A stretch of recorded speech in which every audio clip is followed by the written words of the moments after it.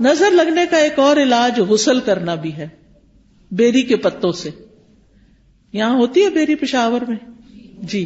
یہ جو چھوٹے بیروں والی بیری ہوتی ہے نا، اس کے 7 پتے لے لیں، 7 فریش پتے لے کے ان کو دھو کے ان کو گرائنڈ کر لیں، چاہے تو سل بٹے پہ، چاہے لنگری میں، چاہے آپ اس کو گرائنڈر میں اس کو ڈالیں، پانی کا گلاس ڈالیں اور اس کو شیک کر لیں. شیک کر کے اس کے اوپر رقیہ شریعہ پڑھیں.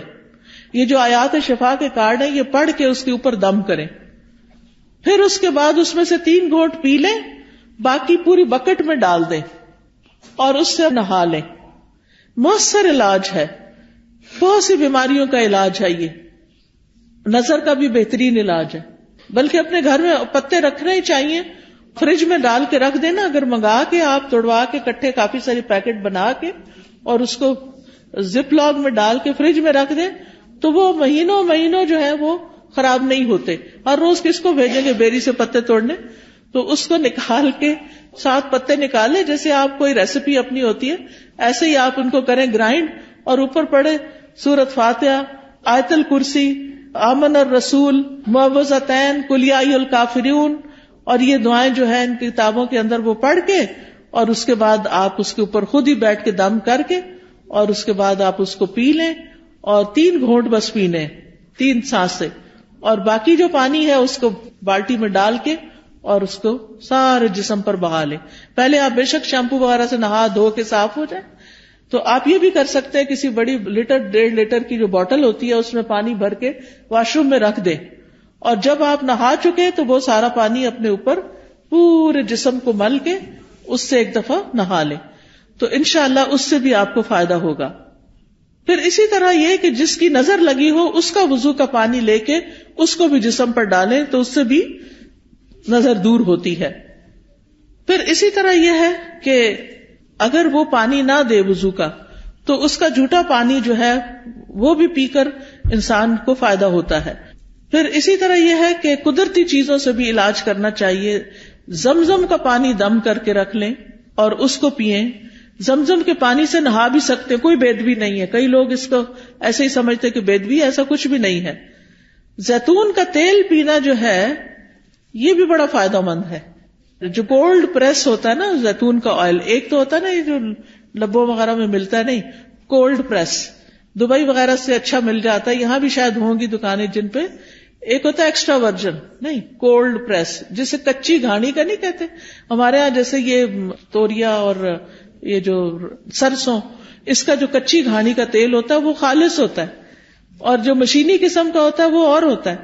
تو اسی طرح کچی گھاڑی کا زیتون کا تیل جو ہوتا ہے وہ زیادہ مؤثر ہوتا ہے.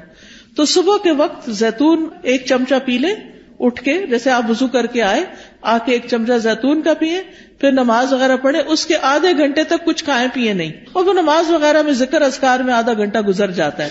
نبی صلی اللہ علیہ وسلم نے فرمایا کلوا الزیت وادہنوا بہ فانہ من شجرۃ مبارکۃ. زیتون کا تیل کھاؤ بھی اور لگاؤ بھی، کیونکہ یہ مبارک درخت ہے. قرآن مجید میں اس کو مبارک درخت کہا گیا ہے. پھر جسم پر زیتون یا کلونجی کا تیل ملنا یہ بھی بیماریوں کو کم کرتا ہے. پھر اسی طرح دم کیا ہوا پانی جو ہے وہ ناک میں ڈالنا اور جھاڑنا، یعنی ایسے کر کے وضو جیسے کرتے ہیں ناک میں ڈال کے اس کو جھاڑے تو اس سے بھی اندر کی صفائی ہوتی. شہد کھانا وہ بھی علاج ہے. کلونجی کے دانے نہار منہ کھانا 3 یا 7 یا 5. تلبینہ کھانا، اس سے غم دور ہوتا ہے. اجوا کھجور کھانا، حدیث میں آتا ہے کہ جو 7 اجوا کھجوریں کھا لے اس کو اس دن کوئی جادو زہر چیز اثر نہیں کرے گی. پھر اسی طرح سنا مکی، سنوت جو ہے فرمایا یہ موت کے علاوہ ہر بیماری کا علاج ہے. سنا مکی جو ہوتا ہے وہ اگر اس کے پتے وغیرہ ہوتے ہیں، اگر کاوے کی طرح اگر آپ بنا کے اس کو پیئیں تو پیٹ کو بھی صاف کرتی ہے. پھر شہد، زیتون کا تیل، کلونجی کو ملا کے استعمال کریں. تینوں کو ہم وزن ملا لیں اور یہ سارے زہر ٹاکسنز جو ہے نا جسم سے نکال دیتی. یعنی جتنا شہد ڈالیں اتنا زیتون اتنا کلونجی کا آئل، تو ان کو ملا کر، یعنی کہتے ہیں کہ جو اگر کسی کو نظر بد ہو یا جن ہو تو یہ جسم کو پاک کر دیتی ہے یہ چیز. حجامہ کرانا، حجامہ جو ہے وہ بھی ایک بہترین علاج ہے نظر بد کا. تو یہ تمام چیزیں جو ہیں جب انسان کرتا ہے تو اللہ تعالیٰ شفا دیتا ہے. علاج کی نیت سے صدقہ کرنا ایک صدقہ ہوتا ہے، ویسے انسان روزانہ کچھ نہ کچھ اللہ کے راستے میں دیتا ہے، اور ایک اس لیے دیتا ہے کہ میرا علاج ہو جائے.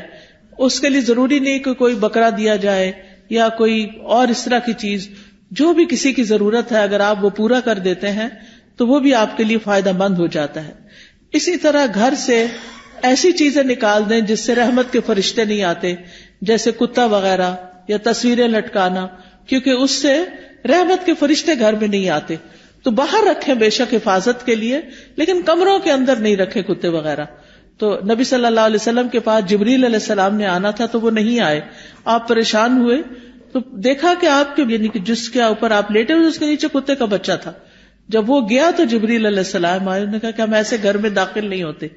یعنی اپنے نمازوں کی پابندی، ذکر اذکار کی پابندی، اور یہ جو طریقے میں نے بتائے ہیں انشاءاللہ یہ اختیار کریں گے تو اللہ تعالیٰ نظر بد سے محفوظ رکھیں گے اور اس کا علاج بھی ہو جائے گا. وآخر دعوانا ان الحمد للہ رب العالمین. جزاکم اللہ خیرا.